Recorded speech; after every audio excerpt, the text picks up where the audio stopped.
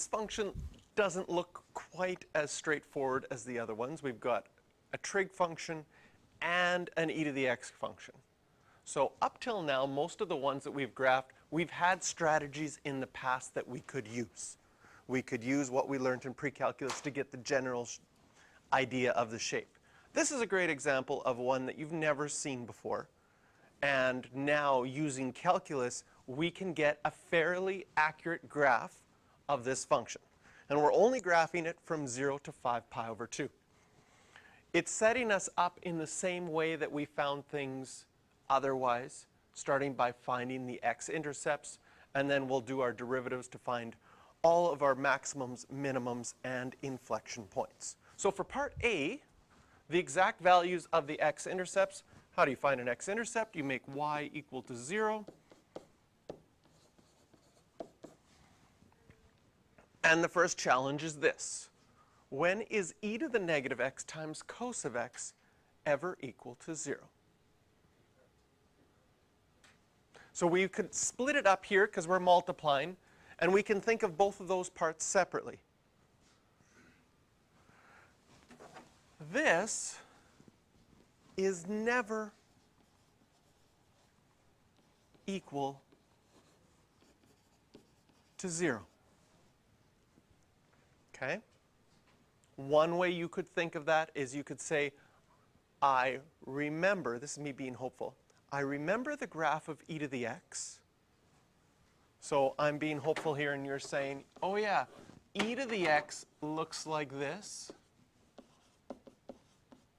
So that means that y equals e to the negative x. If the negative is with the x, your x values become negative. That would be a reflection over the y-axis.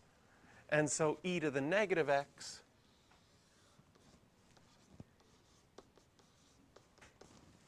looks like this. In both of those graphs, you have an asymptote at y equals 0. And because there's an asymptote at y equals 0, the graph approaches the x-axis but never touches it.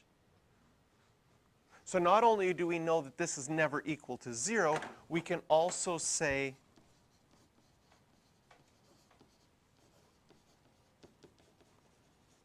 that its value is always positive. And then we can think about cos of x and think of our unit circle. Is cos of x ever equal to 0? Yes. Where are your x coordinates equal to 0? They're equal to 0 at pi over 2, 3 pi over 2, and since we're going all the way up to 5 pi over 2, 5 pi over 2. Are you all right with your unit circle labeling this point as 0, 1, this point as 0, negative 1? Cos is your x coordinate on your unit circle. So we're going to have pi over 2, 3 pi over 2, and 5 pi over 2 is coterminal with pi over 2, so we get that answer as well. Whew. The x-intercepts were not quite so straightforward, but still could use everything that we learned from previous classes. Now, part B, we want to find the first two stationary points, because we're only looking between 0 and 5 pi over 2. And we're going to sketch the graph. We're going to also find the inflection point, possibly if we can as well. So part B, if we're finding stationary points, we find our, which kind of notation am I using? F of x I'll use. Find our derivative, f prime of x. Can you see that we have a product rule? Keep the first one the same. Multiply by the derivative of the second one. The derivative of cos is negative sine, plus keep the second one the same. The derivative of e to the negative x is e to the negative x, and there's a chain rule, and you'd also have to multiply by a negative 1. If we want to find the coordinates of our stationary points, we need to make our first derivative equal to 0. I'm just going to rewrite this with the negatives out in front.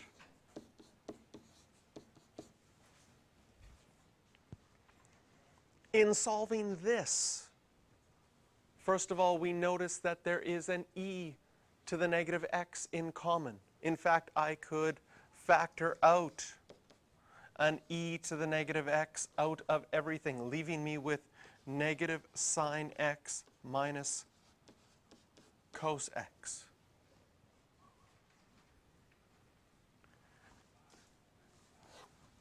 When is the first one? Well, we already said this is never 0.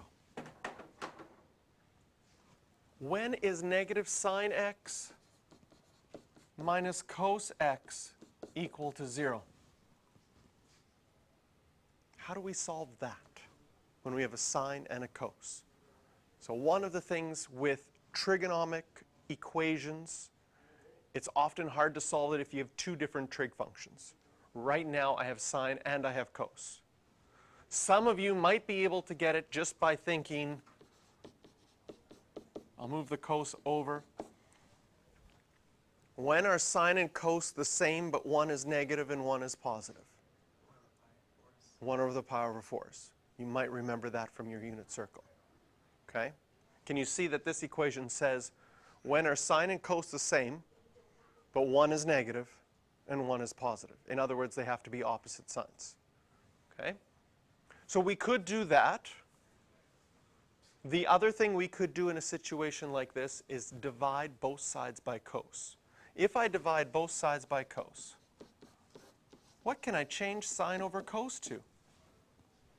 I can change it to tan, which would give me negative tan of x equals 1, or tan of x is equal to negative 1. I think if you change it to tan, it's even easier to see, oh, it's pi over 4 family, negative. My cast rule would say quadrant 2 and quadrant 4. So in quadrant 2, I'm going to get 3 pi over 4. In quadrant 4, 7 pi over 4.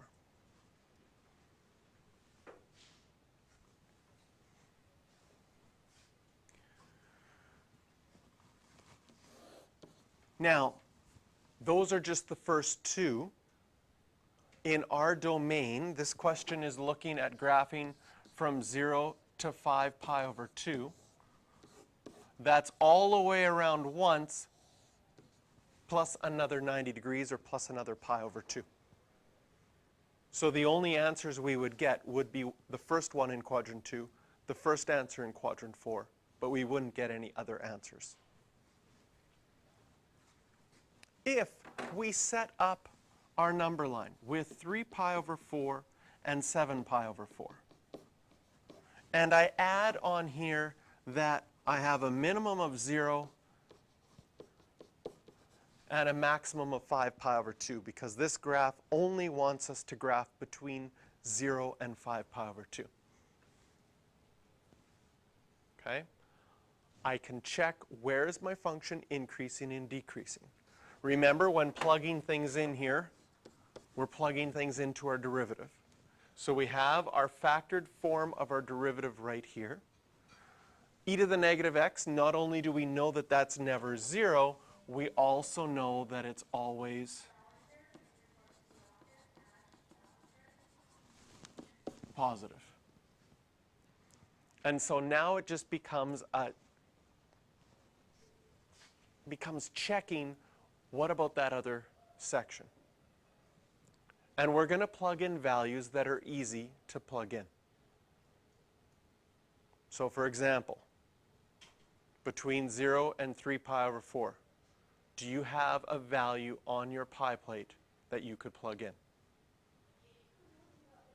Probably I would choose pi over 2. Pi over 2, which is right here, has the coordinates 0, 1. So that means sine is equal to 1 and cos is equal to 0. Can you see that this section is negative and you would be decreasing?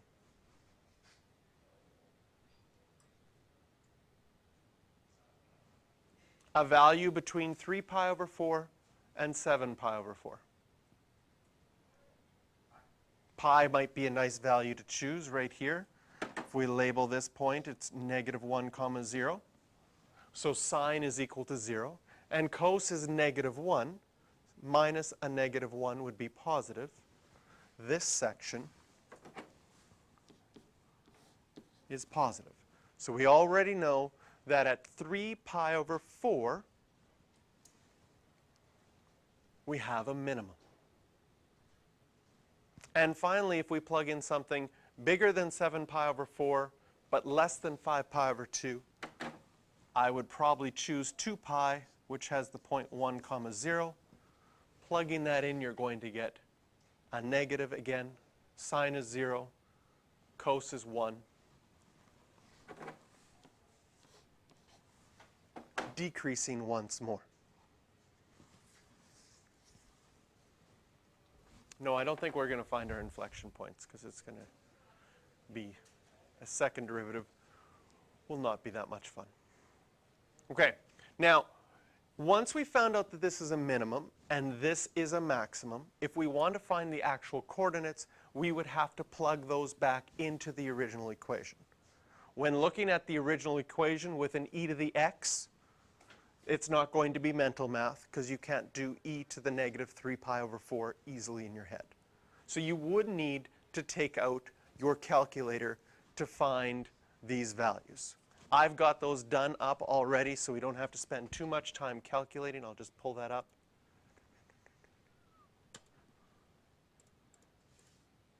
We did this already. We did this already. Did that already. Those are our values. I will zoom in so that you can see them better. We have a local max at 3 pi over 4, -0.067, which is a really tiny number, and a local min, that was a local min, and the local max at 7 pi over 4 and at 0.0029, which is really close to 0. In fact, both our local min and our local max are really, really close to 0. And so had you tried to graph this on your graphing calculator to see what it would look like, you might not get the idea because it's so minuscule, the values. But when I go to graph this, I'll put the graph up here for you, we can put our x-intercepts in at pi over 2, 3 pi over 2, and 5 pi over 2. Since we're graphing it between 0 and 5 pi over 2, it makes sense to label the endpoints. So I plugged 0 back into my original equation, and I get the point 0, 1.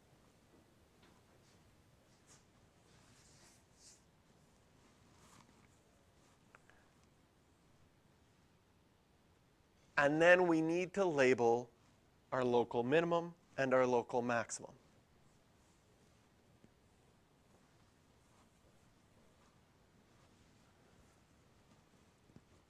And I put a red dot on there where the inflection point is approximately, but we actually didn't figure that out.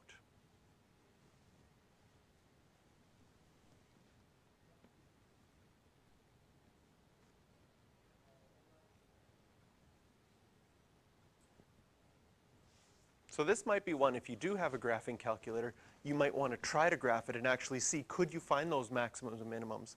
How much playing around with the window would you need to do in order for that to show up?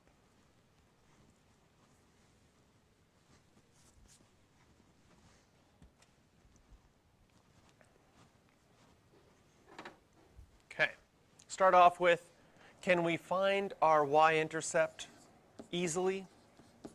In other words, if we plug in 0 for x, what do we get?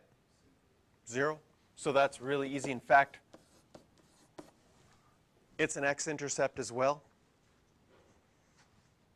If you had to solve for your x-intercepts, if you set y equal to 0,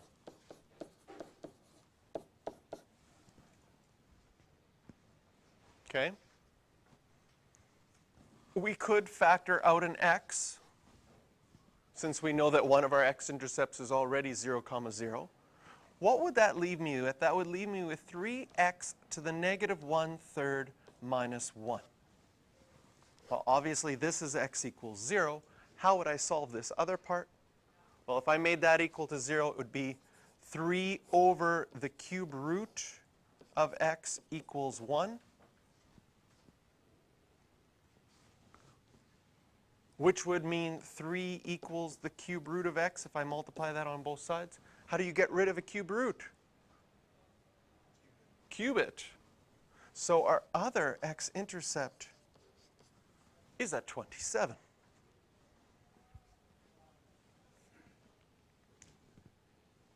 Pretty neat. Now, we've done our preliminaries. This graph has no non-permissible values. This graph also doesn't have any horizontal asymptote, so we got our graph to start with. Find our derivative. Switch colors. What notation was I using? Y equals, so y prime equals, bring the 2/3 out in front, subtract 1 from the exponent, see the rest of my equation, minus 1. There's my derivative. I'm going to rewrite that derivative as 2 over the cube root of x minus 1. And so something happens in our derivative that we've never had before. And what happens in our derivative that we've never had before is we have a non-permissible value for our derivative. X can't equal 0 because then you would divide by 0.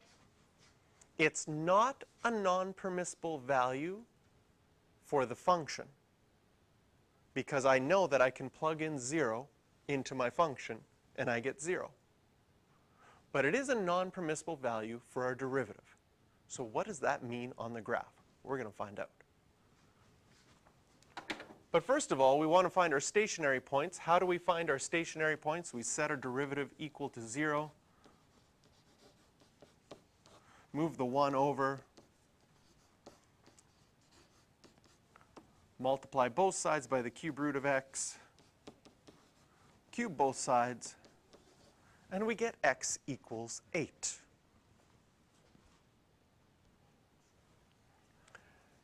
Now, when drawing your number line for your derivative, we put all of our critical values on there. And our critical values include where our derivative is equal to 0, but also non-permissible values. So we're going to put 8 on here, but also include 0. And see if that makes any difference to our function. Well, if I look at my derivative, 2 over the cube root of x minus 1. If I plug in something less than 0, this is going to be negative. Minus 1 is still going to be negative. This section is negative, and our function is decreasing up to 0.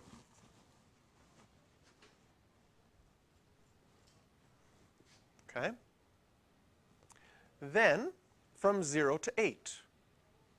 Let's plug in something we can take the cube root of. Okay? Cube root of 1 is 1. 2 over 1 is 2. Minus 1 is positive. So, it changes from decreasing to increasing at 0. So it appears that at 0 we have a local minimum. And then after 8, if you plugged in, what's the next nice number we could plug in?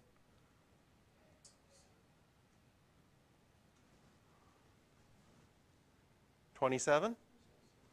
2/3 minus 1 will be negative, decreasing again. Okay, interesting.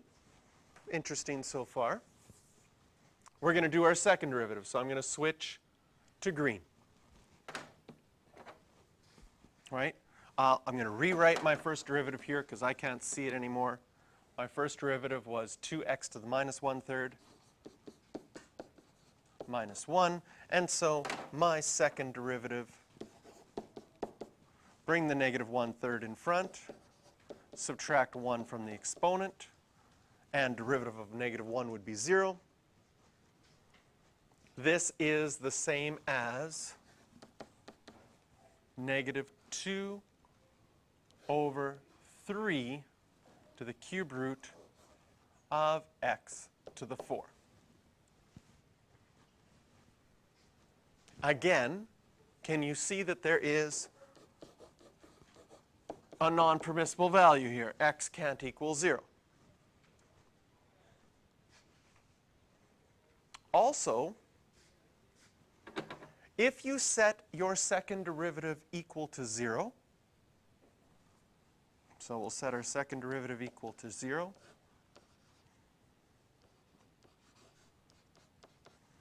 The only time a fraction is equal to 0 is if the numerator is equal to 0. So at this point, I can look at this equation and I can say there are no solutions.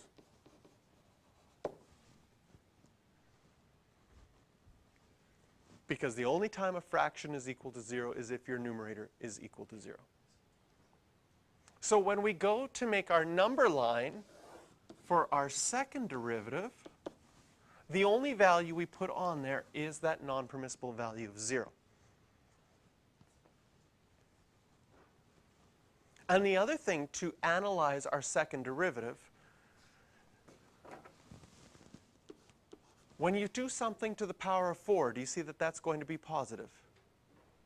Can you see that your denominator is always positive?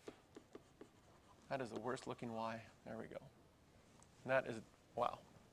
That says always positive if we have a good imagination. So the bottom's always positive. Your numerator's always negative. No matter where you are, the second derivative is negative. So I know it's negative in this section, concave down. Negative in this section, concave down. This graph is going to be very sad indeed. Okay. So what do we have? We have no inflection points because it doesn't change concavity. We can go back to our first derivative and we can say, ooh, 0, 0 is a minimum, local minimum. And 8 comma something is going to be a maximum. How do I find out what the something is? I plug the 8 back into the original equation. So if I go back up to my original equation, hopefully it turns out nice. What happens when you plug in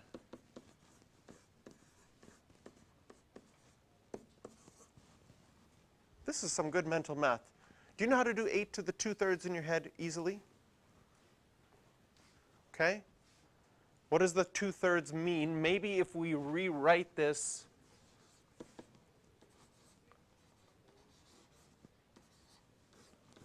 I like to do it that way. The 2/3, the 2 is squaring, the 1/3 is cube rooting.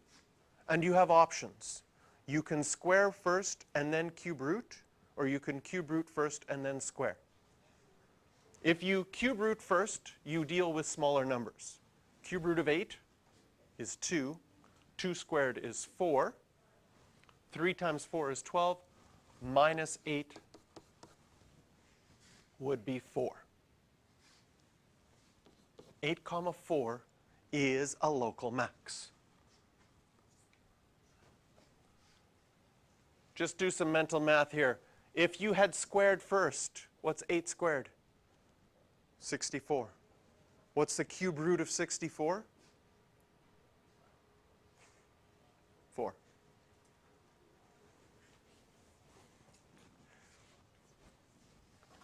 Thank you, Ethan. I think you're on a good record now of purposely saying the wrong answer 7 classes in a row. Okay. So what does our graph look like? I'm going to put 27, 0, because that was an x-intercept. And we knew that 0, 0 was an x-intercept. We have, from our blue section, 8, 4. I'm going to estimate that to be about there. 1, 2, 3, 4. And 8 between 0 and 27, about there. Okay. Now the entire graph is concave down.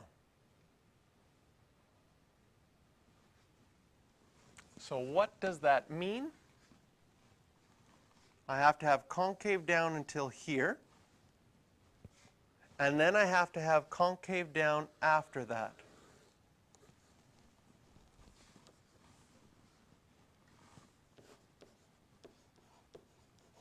And we get a graph with a cusp,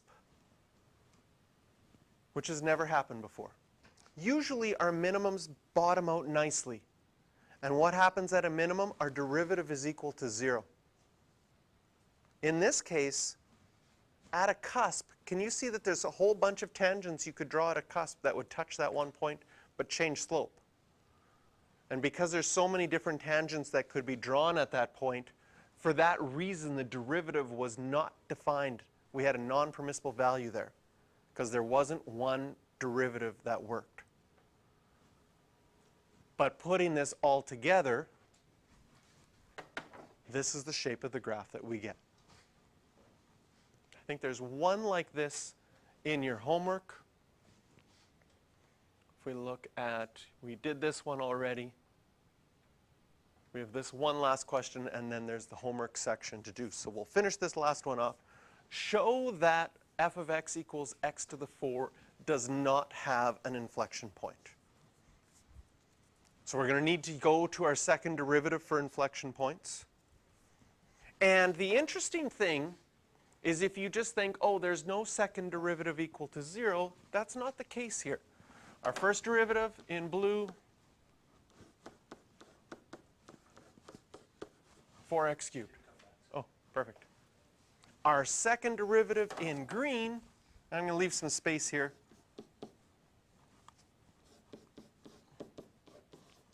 is 12x squared. If we set our second derivative equal to 0, we get x equals 0, which seems to imply that maybe that is an inflection point. But when we draw our number line and include 0 for our second derivative, and we plug a number in to our second derivative less than 0, it's positive. If we plug in a number greater than 0 into our second derivative, it's positive. And even though f double prime of x is equal to 0 at x equals 0, it doesn't change concavity. So we need those two things for something to be an inflection point. We needed the second derivative to equal 0 and a change in concavity at that point. But that's not the case. What does the graph of x to the 4 look like?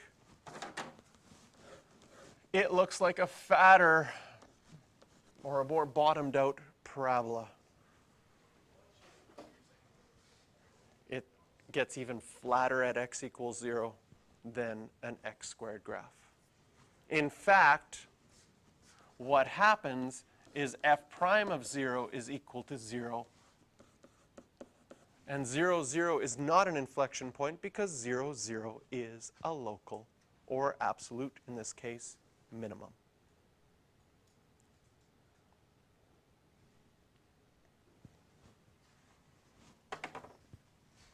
So in your textbook, there's some graphing ones you can practice here. I believe that one of those has a cusp in it, just like the one that we did, so you can see another graph like that.